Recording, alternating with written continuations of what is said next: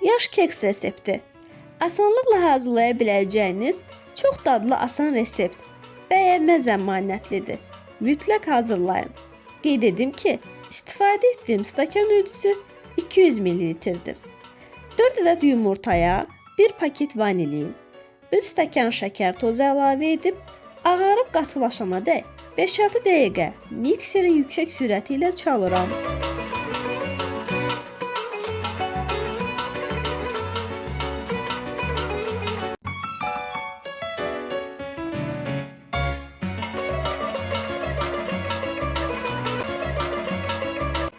Yarım stəkan süd, yarım stəkan duru yağ əlavə edib 1 dəqiqə daha çalıram.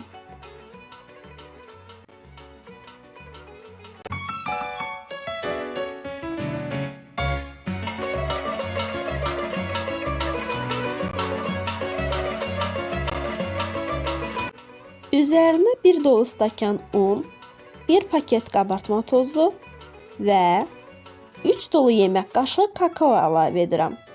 Topaq qalmayana dək 1-2 dəqiqə çalıram.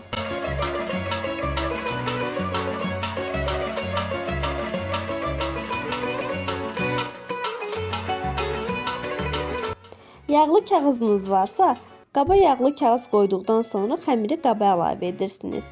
Əgər yoxdursa, qabı yağlayıb bir qədər un əlavə etdikdən sonra xəmiri qaba əlavə edirsiniz.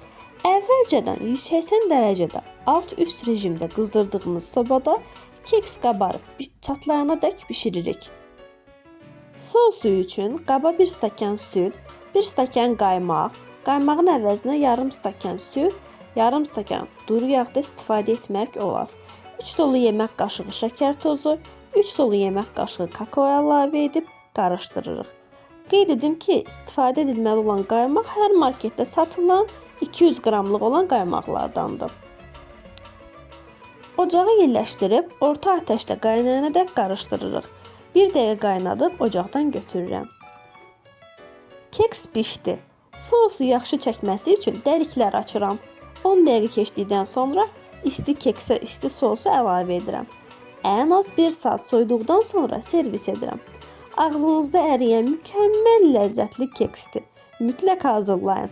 Bəyənəcəyinizə əminəm. Kanala abunə olmağı unutmayın.